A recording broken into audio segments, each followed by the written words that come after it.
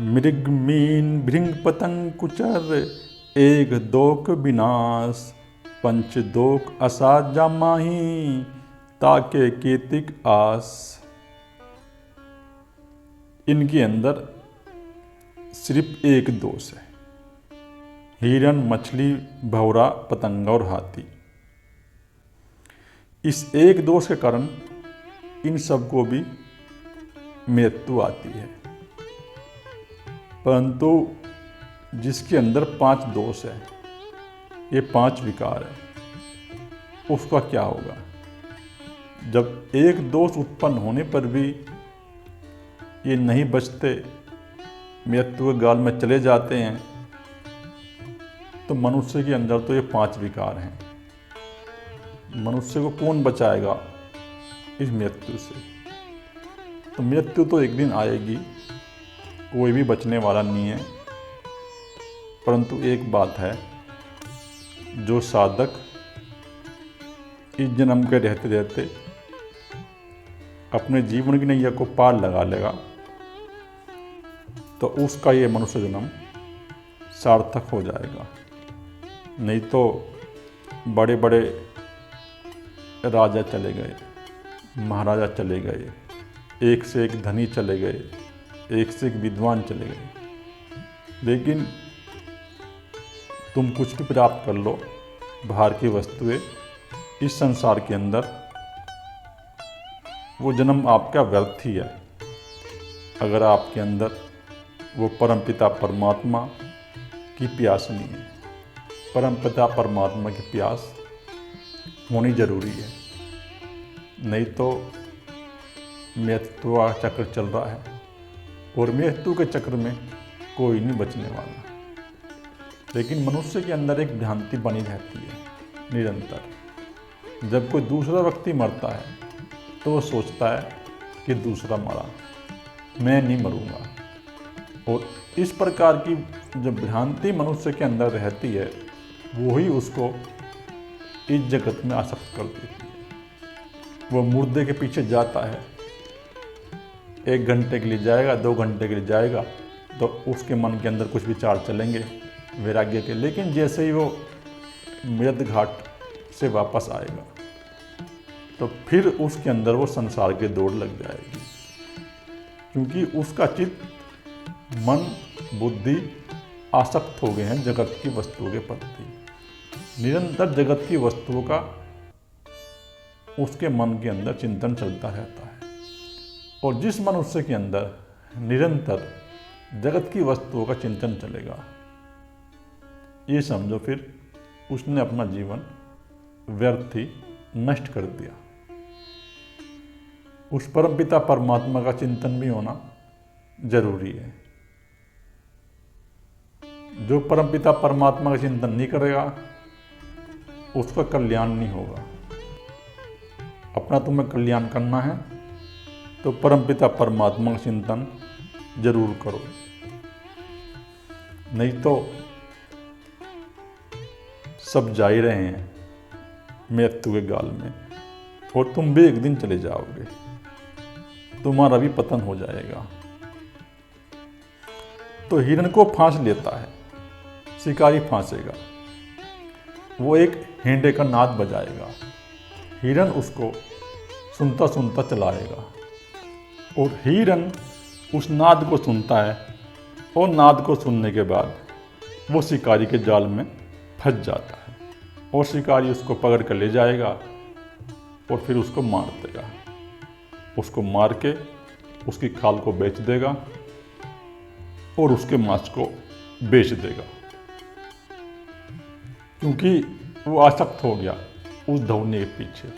जो धवनी उसने बजाई शिकारी ने, उस धवनी के पीछे वो आसक्त हो गया, और आसक्त होके फंस गया मृत्यु के जाल में। और इसी प्रकार मछली है। मछली अपने जीवा के स्वाद के कारण बंधी हुई है। शिकारी आएगा, आटा लगाएगा और आटे में कांटा लगा देगा, और इस प्रकार मछली आएगी, उस आटे को खाएगी जैसे ही वो आटे को खाएगी तो उसमें फंस जाएगी, अपने स्वाद के कारण फंसेगी वो भी, और शिकारी उसको पकड़ के ले जाएगा और उसको बेच देगा। वह अपना नाश कर लेती है, मृत्यु के गाल में फंस जाती है। और उसी प्रकार भौरा है, वो सुगंध की तलाश में घूमता फिरता है और उसको सुगंध मिलेगी कमल के फूल की। जब सूर्य उदय होता है तो कमल का फूल खिल जाता है, और जैसे ही कमल का फूल खिलेगा तो सुगंध के कारण भौरा आएगा और भौरा उस कमल के फूल में बैठ जाएगा सुगंध लेने के लिए। लेकिन जब सूर्य अस्त होगा तो वो भौरा भी उस कमल के फूल के अंदर बंद हो जाएगा। कमल का फूल सूर्यास्त के दौरान बंद हो जाता है और फिर भौरा मृत्यु को प्राप्त हो जाएगा, क्योंकि उसके अंदर यह सुगंध लेने की आसक्ति थी, इसलिए वो मृत्यु को प्राप्त हो गया, उसकी मृत्यु आ गई।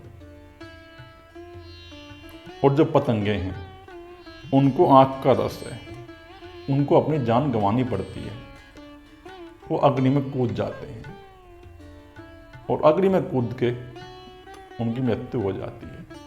इसमें संतों का समझाने का एक ही है कि जिसके अंदर आसक्ति होगी वो इसी प्रकार संसार में फंसता फिरेगा और अपने जन्म यूं ही गवाता फिरेगा। परमपिता परमात्मा उसको बार बार अवसर देगा, लेकिन बार बार अवसर देने के बाद भी वो ये समझ नहीं पाएगा कि सत्य क्या है। वो आसक्त हो गया इस संसार में। काम वासना उसके चित्त पे बैठ गई है और निरंतर उसके अंदर काम का चिंतन है और उसमें वो आसक्त है। धन का चिंतन उसके चित्त पे बैठ गया है और निरंतर वो धन की चिंता करता है, वो संसार की वस्तुओं को प्राप्त करने की चिंता करता है। उसके पास चाहे कितना भी धन हो, लेकिन फिर भी उसके अंदर एक अभिलाषा बनी रहती है और प्राप्त करने की। वो कभी तृप्त नहीं होता और ऐसा मनुष्य कभी तृप्त नहीं होगा। जो बाहर के संसार में भागता फिरेगा, दौड़ता फिरेगा, उसको इसी प्रकार अपनी जान गंवानी पड़ेगी और इन विषय विकारों में फंस के जन्म गंवा देता है। तो उसी प्रकार हाथी है। हाथी को जब पकड़ना हो शिकारी को तो कागज की हथनी बना देगा और गड्ढे में उसको खड़ी कर देगा, क्योंकि हाथी के अंदर होती है काम वासना। हाथी का चित्त निरंतर काम वासना में आसक्त है और वो हथनी को देखेगा, काम वासना के कारण उसमें आएगा और फंस जाएगा। और फिर जब फंस गई हाथी तब उसको पूरी जिंदगी महावत के भाले सहने पड़ेंगे, वो भाले उसको मारेगा। अब उसने अपनी पूरी जिंदगी एक विकार कारण ऐसे ही नष्ट कर ली। तो उसी प्रकार मनुष्य के अंदर ये 5 विकार हैं। जब भी तो वो संसार में लुटता फिरता है, कोई ठग उसको ठग रहा है, कोई बेईमानी कर रहा है, कोई रिश्वत ले रहा है, कोई झूठ बोल रहा है, कोई हेरा फेरी कर रहा है, कोई किसी के धन को लूट रहा है, कोई बलात्कार कर रहा है काम वासना के अधीन होके, कोई वेश्यालय में जा रहा है। तो मनुष्य के अंदर इतने विकार भरे पड़े हैं, इतने दोष भरे पड़े हैं, तो वो कैसे बचेगा? वो निरंतर वो दुखी है, चाहे वो कुछ भी प्राप्त कर ले, कितना भी भोगों को भोग ले, लेकिन सुख तो उसके अंदर आने वाला नहीं है। क्योंकि सुख तो जब ही आएगा जब तुम अपने स्वरूप में वापस आओगे। वो तुम्हारा स्वरूप एक ही है, वो आत्मा, वो परमात्मा ही तुम्हारा सच्चा स्वरूप है। जब तुम भीतर की यात्रा पे कदम रख दोगे तो सुख तुम्हारे अंदर प्रकट होगा, नहीं तो तुम फंसे हो इन 5 विकारों में। अगर तुम 5 विकारों में पूरी तरह से फंस गए हो तो तुम्हारा जीवन समाप्ति की ओर जा रहा है और तुम समाप्त हो जाओगे। लेकिन तुम्हारे अंदर कोई क्रांति नहीं घटेगी। अगर क्रांति घटानी है तो ध्यान तो तुम्हें करना ही पड़ेगा। ध्यान नहीं करोगे तो कोई क्रांति तुम्हारे अंदर नहीं आएगी। संतों की बात को तुम गंभीरता से लेते नहीं हो। तुम समझते हो कि संत तो बेवकूफ़ हैं, ऐसे ही जो है व्यर्थ की बात कर रहे हैं। लेकिन संत तुमको अपना अनुभव बता के और अब भी बता रहे हैं कि वो सुख तुम्हारे अंदर है। हमने वो सुख को खोज लिया है, तुम भी उस सुख को खोज लो तो तुम भी तृप्त हो जाओगे। लेकिन अगर नहीं खोजोगे तो समय तो व्यर्थ जा ही रहा है, जीवन तुम्हारा बर्बाद हो जाएगा और बर्बाद हो ही रहा है। ये 5 विकार, काम, क्रोध, लोभ, मोह और अहंकार तुम्हें खा जाएंगे। तुम्हारे घर परिवार में इतना आसक्ति है, मोह है कि तुम घर से बाहर भी नहीं निकलते। तुम किसी मुर्शिद की, किसी सदगुरु की तलाश नहीं करते। तुम्हारी उम्र 60 साल हो जाएगी, 70 साल हो जाएगी, लेकिन तुम्हारी वही आसक्ति, वही मोह तुम्हारे अंदर, वही लोभ की व्यक्ति, वही काम की व्यक्ति, वही अहंकार, वही क्रोध, तुम्हारे अंदर कोई किसी प्रकार का ही परिवर्तन नहीं हो रहा। तुम्हारे शरीर की उम्र बढ़ रही है लेकिन तुम्हारे आत्मा की उम्र नहीं बढ़ रही। आत्मा का तुम्हें कोई अनुभव नहीं है। शरीर की उम्र बढ़ रही है और तुम्हारा जीवन व्यर्थ ही जा रहा है। इसलिए तो मनुष्य आज वृद्ध आश्रम में धक्के खाता फिर रहा, क्योंकि मोह की व्यक्ति उसके अंदर इतनी बैठ गई है। वो जो कुछ भी कमाएगा पूरी जिंदगी वो सब अपने बच्चों को दे देगा, उन पर नौछावर कर देगा। वो अपने लिए कुछ खर्चा भी नहीं रखेगा। और फिर बच्चों के अंदर तो वही आसक्ति उत्पन्न हो जाएगी, काम वासना। लड़के के अंदर तुम्हारी वही काम वासना उत्पन्न हो जाएगी। वो तो अपनी स्त्री में आसक्त हो जाएगा, और जब उसका चित्त अपनी स्त्री में आसक्त हो जाएगा तुम्हारे लड़के का, तो वो तुम्हें कहाँ देखने वाला। वो तो तुम्हें घर से बाहर निकाल देगा, भगा देगा। तुमने अपने जीवन उस पर नौछावर कर दिया तो तुम फिर जाओगे इसी वृद्धाश्रम में पड़े रहोगे, उनकी रोटी खाओगे, उनका भोजन खाओगे और तुम कर्जा ले लोगे। जो तुमको रोटी खिलाएगा उसके तुम कर्जदार बन जाओगे। तो इसलिए जमाने में ही अपने अंदर एक खोज की यात्रा शुरू करो। 2 घंटे समय निकालो, परमपिता परमात्मा का भजन करो, इस मार्ग पे चलो, तो ये तुम्हारी दुर्गति नहीं होगी। और अगर आप घर पे भी रहोगे तो भी आपके बच्चे सुनते थोड़ी हैं, आपको उल्टा जवाब देंगे। पर पीछे तो आपको गाली देंगे, यही कहेंगे कि बुढ़ा मरता ही नहीं है, घर से निकलता ही नहीं है, इसको कब मौत आएगी। अगर वो थोड़ा बीमार हो जाएगा, उसको थोड़ी सेवा करनी पड़ जाएगी, तो लड़का और लड़की की बहू यही कहेंगे कि ये बुढ़ा, ये बुढ़िया मरती क्यों नहीं, उनको मौत क्यों नहीं आती। चाहे आपने उनको कितनी भी अपनी प्रॉपर्टी दे दी हो, कितना भी धन कमा कर दे दिया हो, लेकिन वो यही कहेंगे फिर भी, क्योंकि उनका चित्त आसक्त है काम वासना में, लोभ में और मोह। तुमने अपने बच्चों को भी संस्कार नहीं दिए, क्योंकि तुम खुद ही ऐसे हो। अगर तुम्हारे अंदर संस्कार होते तो बच्चे भी तुम्हारे ठीक होते। तो इसलिए दूसरों के चक्कर में तुम इस अनमोल मनुष्य जन्म को मत गवाओ। अपनी उस परमपिता परमात्मा की यात्रा पर चलो और शुरुआत करो। जब तुम शुरुआत करोगे तो तुम्हारा कल्याण जरूर होगा। बस चलने की बात है उस परमपिता परमात्मा के मार्ग पे। जो चलेगा उसका कल्याण तो होगा ही। माधो अविद्या हितकीन, विवेक दीप मलिन रहो। और हे प्रभु, ये जीव अज्ञानता में ही अपना हित समझता है, क्योंकि उसके अंदर अज्ञान है। वो संसार को सत्य मानता है, वो घर परिवार को सत्य मानता है, और ये समझता है कि इसमें ही मेरा भला होगा। उसके अंदर कोई सोचने समझने की शक्ति नहीं है, क्योंकि सोचने समझने की शक्ति कैसे होगी जब उसके अंदर विवेक नहीं है। उसका चित्त तो मैला हो चुका है, उसके मन पे मैल बैठ गया है, आसक्ति बैठ गई है। जब तुम्हारा चित्त शांत होगा, तुम्हारे अंदर विवेक होगा, प्रज्ञा होगी, तभी तो तुम्हारे अंदर विवेक आएगा। एक समझ उत्पन्न होगी कि जगत है क्या, ये संसार है क्या। तो ये ज्ञान की कमी है, इसमें तुम अपना फंस कर जन्म गवा दोगे, और सभी मनुष्य गवा ही रहे हैं। व्यर्थ ही वो अपना समय गवा रहे हैं इसमें फंस के।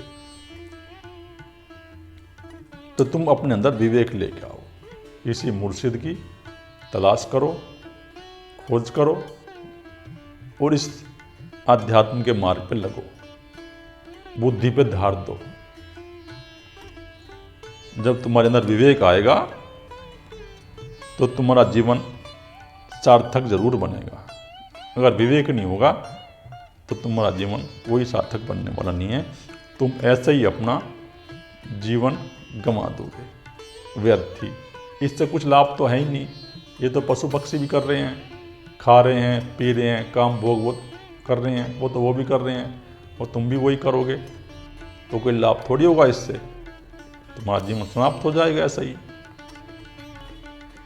त्रिगत जोनी अचेत संभव, पुण्य पाप अचोट, मान सुखा अवतार, दुर्लभ थी संगत पहुंच। और जो अनेक योनि वाले जीव हैं, सांप है, बिच्छू है, छिपकली हैं, ये जीव हैं, इनके अंदर वो चेतना मनुष्य की भांति नहीं है, क्योंकि मनुष्य के अंदर ही विवेक उत्पन्न हो सकता है। मनुष्य के अंदर विवेक बुद्धि है, वो प्रज्ञा बुद्धि है इस शरीर के अंदर, और इस प्रज्ञा बुद्धि का प्रयोग करके वो अपने अहंकार से मुक्त हो सकता है, उस परमात्मा को जान सकता है। लेकिन ये जो जीव हैं, सांप, बिच्छू, छिपकली, कबूतर, पक्षी और जो पशु हैं, इनके अंदर वो विवेक प्रकट नहीं हो सकता। इन्हें तो अपना जीवन भोगना ही है इसी प्रकार। इनको परमपिता परमात्मा की प्राप्ति नहीं हो सकती, क्योंकि इनका जो चेतना का स्तर है वो मनुष्य की चेतना के स्तर से नीचा है। इसलिए इनको पाप और पुण्य की समझ नहीं होती। इनको पाप और पुण्य भी नहीं लगते, क्योंकि इनके अंदर समझ नहीं है। परंतु इस जीव को अवतारों की भांति ये अनमोल मनुष्य जन्म प्राप्त हुआ है, लेकिन वो सोचता ही नहीं है। उसने अपने जन्म को नीच बना लिया है। वो संगतों में फंस के, विषय विकारों में फंस के उसने ही अपना जन्म समाप्त कर दिया है। अगर वो चाहे तो जीवन मुक्ति की ओर आगे बढ़ सकता है, लेकिन वो जीवन मुक्ति की ओर आगे नहीं बढ़ेगा। वो धन को जोड़ने में लगा हुआ है, प्रॉपर्टी खरीदने में लगा हुआ है, और एक दिन मौत आएगी, पता भी नहीं चलेगा, हार्ट अटैक हो गया, मृत्यु प्राप्त हो गया। और गुरु की सेवा तुम करो और भक्ति करो तो गुरु तुम्हें वो ज्ञान जरूर प्रदान करेगा। तलाश करो ऐसे मनुष्य की जिसके अंदर वो परमपिता परमात्मा की ज्योति प्रकट होगी। जीव जत जहाँ जहाँ लघु कर्म के बासी जाए, काल फांस आबद लागे, कछु ने चले उपाय। और जीव जहाँ जहाँ लगे हुए हैं, अपने किए हुए कर्मों को उनको भोगना ही पड़ेगा। और जीव को जो काटने रूपी मृत्यु है तो आएगी। मृत्यु के बाद भी तुम्हें वो कर्म तो भोगने ही पड़ेंगे जो तुम कर लोगे। वो तुम्हें संसार छोड़ के जाना पड़ेगा। तुम संसार में चाहे कितना भी मान सम्मान पालो, धन पालो, लेकिन संसार तो तुम्हें छोड़ के जाना ही पड़ेगा। संसार में रहने से तुम्हारा कल्याण नहीं होगा। संसार में अपने चित्त को तुम आसक्त कर लोगे तो तुम्हारा कल्याण नहीं होगा। संसार में रहो, लेकिन अंदर से उस परमपिता परमात्मा का स्मरण करो, उसका नाम तुम्हारे अंदर चलता रहे, परमपिता परमात्मा। जब परमपिता परमात्मा का नाम तुम्हारे अंदर चलता रहेगा तो तुम्हारा कल्याण हो जाएगा। अगर नाम नहीं चलेगा तो तुम्हारा कोई कल्याण नहीं होगा। तुम इसी प्रकार जन्म मरण के चक्कर में फंसते रहोगे और यूं ही जन्म बार बार गंवाते रहोगे और तुम्हें दुख ये उठाने पड़ेंगे। अगर सुख प्राप्त करना है तो स्वयं की ओर लौटो, नहीं तो तुम्हें कोई सुख प्राप्त होने वाला नहीं है। रविदास दास उदास तजु भरमु तपन तपु गिर ज्ञान भगत जन बे हरन परमानंद करू निदान। और अगर तुम्हें इस संसार से पार जाना है तो गुरु का ज्ञान प्राप्त करो। वही तपों में श्रेष्ठ तप है, क्योंकि गुरु की वाइब्रेशन के बिना इस मार्ग पर तुम चलोगे नहीं, तुम विषय विकारों से मुक्त होगे नहीं। अगर तुम्हें विषय व विकारों से मुक्त होना है तो तुम्हें गुरु का मार्ग तो अपनाना ही पड़ेगा, जब भी तुम्हारी मति ठीक होगी, नहीं तो तुम्हारी मति ठीक नहीं होगी। तुम यूं ही संसार में भटकते रहोगे और भ्रम के कारण तुम्हारा नाश हो जाएगा। ये भ्रांति तुम्हारे मन के अंदर बैठ गई है, तुम संसार में आसक्त हो गए हो पूरी तरह से, और ये आसक्ति तुम्हारे अंदर से समाप्त होने वाली नहीं है जब तक तुम किसी गुरु की तलाश नहीं करोगे, गुरु की खोज नहीं करोगे, तो आसक्ति ये समाप्त नहीं होगी। अगर तुम्हें आसक्ति को समाप्त करना है तो गुरु की खोज करो। वो गुरु तुम्हें वो मार्ग बताएगा कि परमपिता परमात्मा के मार्ग पे और मुक्ति के मार्ग पे तुम्हें कैसे चलना है। उसी गुरु से तुम्हें ज्ञान मिलेगा, और जब तुम उस परमपिता परमात्मा के नाम के रस में बह जाओगे तो अंत काल में तुम्हारी मुक्ति फिर संभव हो जाएगी। मुक्ति तो ऐसा नहीं होगी, मुक्ति ऐसा संभव नहीं है। मुक्ति तो जब ही संभव होगी जब तुम निरंतर अपने स्वयं की खोज में लगे रहोगे। अगर स्वयं की खोज तुम नहीं करोगे तो मुक्ति तो प्राप्त होने वाली नहीं है। और स्वयं की खोज करने के लिए तुम्हें अपने अंदर जाना पड़ेगा। मन के अंदर जो विचार उठ रहे हैं, विरक्तियाँ उठ रही हैं, चित्त के अंदर जो विरक्तियाँ हैं, इनको शांत करना पड़ेगा। और ये शांत होगी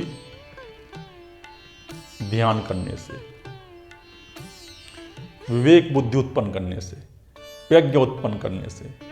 जब तुम्हारे अंदर विवेक बुद्धि और प्रज्ञा का जागरण होगा तो ये विरक्तियाँ तुम्हारी शांत होनी स्वयं में शुरू हो जाएगी और तुम उस परमपिता परमात्मा के मार्ग पर बढ़ जाओगे और निश्चित ही तुम्हारी मुक्ति हो जाएगी। मुक्ति के लिए तुम्हें परमपिता परमात्मा का भजन करना पड़ेगा। अगर परमपिता परमात्मा का भजन नहीं करोगे तो सभी का जन्म व्यर्थ जा रहा है और तुम्हारा ही जन्म व्यर्थ चला जाएगा, तुम्हारा कोई कल्याण नहीं होगा। इस जन्म को तुम बचा लो और स्वयं की खोज में निरंतर उतर जाओ। जितना भी तुम्हें समय मिल रहा है, समय निकालो उस परमपिता परमात्मा के लिए और अध्यात्म की राह पे चलो। अपनी भीतर की यात्रा शुरू कर दो। जब तुम भीतर की यात्रा शुरू कर दोगे तो तुम्हारा कल्याण होगा, फिर वो मोक्ष तुम्हें प्राप्त हो जाएगा। फिर ये तुम्हारा अहंकार प्रकट नहीं होगा। ये अहंकार ही तुम्हारा बार बार नए शरीर में प्रकट होता रहता है। अगर इस अहंकार से मुक्ति चाहते हो तो परमपिता परमात्मा की ओर लौटो, स्वयं की ओर लौटो, तो अहंकार से मुक्त हो जाओगे, सफल हो जाएगा आपका जन्म। परमपिता परमात्मा की खोज करना कोई कठिन नहीं है। कठिन तो संसार में पड़े रहना है, विषय विकारों में पड़े रहना है। अगर तुम विषय विकारों में पड़े रहोगे तो इससे कुछ लाभ तो हो नहीं रहा। तुम अपना अनुभव ले ही रहे हो, लेकिन बात तो यही है कि मनुष्य अनुभव से नहीं सीखता। अगर वो अनुभव ले ले, देख ले, वो गृहस्थी में रहा है अपने 15-20 साल, और 20 साल या 25 साल 30 साल रह के उसने देख लिया, अनुभव कर लिया कि यहाँ कुछ हाथ नहीं लगा, उसके अंदर कोई शांति नहीं आई, तो फिर अपना स्वयं की खोज में वो उतरे, परमपिता परमात्मा की खोज में उतरे। जब वो स्वयं की खोज में, परमपिता परमात्मा की खोज में उतरेगा, एक लगन लगाएगा उसको प्राप्त करने की, तो जरूर उसका कल्याण होगा। लेकिन सबसे बड़ी कमी आज यही हो रही है हमारे समाज के अंदर कि मनुष्य अपने स्वयं की खोज में नहीं चल रहा, भीतर की यात्रा में बहुत कमी है। वो जब भी करेगा तो भार से करेगा। वो कहीं सत्संग में भी जाएगा तो भार से खाना पूर्ति करेगा, और खाना पूर्ति करके ऐसे ही व्यर्थ की बातें बनाएगा। जो मनुष्य खाना पूर्ति करके व्यर्थ की बात बनाएगा, उसको कुछ हाथ नहीं लगेगा। अगर तुम्हें ये व्यर्थ की बात छोड़नी है तो परमपिता परमात्मा की राह पे चलो, उस सच्चे गुरु की राह पे चलो, तभी तुम्हारा कल्याण होगा।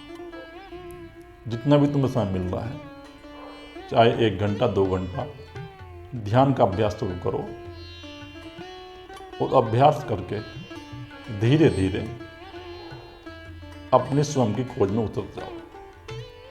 तुम स्वयं की खोज में उतरोगे तो जरूर आपका कल्याण का मार्ग अग्रसर होगा, और आपके अंदर शांति आ जाएंगी। फिर जो आपके मन के अंदर ये जो व्यर्थ की कल्पनाएं हैं, व्यर्थ के विचार हैं, ये सब नष्ट हो जाएंगे। और जब तुम्हारे अंदर से ये सब व्यर्थ की कल्पनाएं और व्यर्थ के विचार नष्ट हो जाएंगे, तो तुम्हें स्वयं ही आनंद मिलेगा। मन के पार ही आनंद है। जब आप मन के पार उस यात्रा पर चलोगे, वो जो स्वयं की यात्रा है, उसमें ही तुम्हारा कल्याण होगा। और अगर नहीं चलोगे तो जन्म तुम्हारा व्यर्थ ही चला जाएगा। संत तुमको बार बार समझा रहे हैं, जब भी तो वो बार बार कह रहे हैं संत रविदास जी कि ये जीव संसार में फंस जाता है, ये मनुष्य जन्म अनमोल है, वो देखता नहीं है, वो विषय विकारों में फंस जाता है। जिस प्रकार अन्य जीव फंसे हुए हैं, वो तो भोग योनियां हैं, वो तो भोग योनियों की बात हुई है, लेकिन तुम्हारा जन्म तो ये अनमोल है, इसमें तो ये विवेक बुद्धि है, प्रज्ञा बुद्धि है, तो इसका लाभ उठाओ। तुम पशु पक्षियों की बातें नहीं हो, लेकिन तुम पशु पक्षी की बात अपना जीवन जी रहे हो। और जो मनुष्य पशु पक्षी की बात अपना जीवन जिएगा तो ऐसे ही वो चला जाएगा, यहाँ से कुछ नहीं लगेगा उसके हाथ। इसलिए परम कल्याण का मार्ग वही है, सच्चा जीवन का मार्ग वही है। समर्पण करो गुरु के पास जाके, और स्वयं की खोज में लग जाओ, उस परम पिता परमात्मा की खोज में लग जाओ। जब उसकी खोज में तुम लगोगे तो ही आपका जन्म सार्थक होने वाला है। अगर नहीं लोगोगे उसकी खोज में, तो तुम चाहे कितना भी धन का संग्रह कर लो, कितने ही पद का संग्रह कर लो, लेकिन कल्याण तो तुम्हारा होगा नहीं।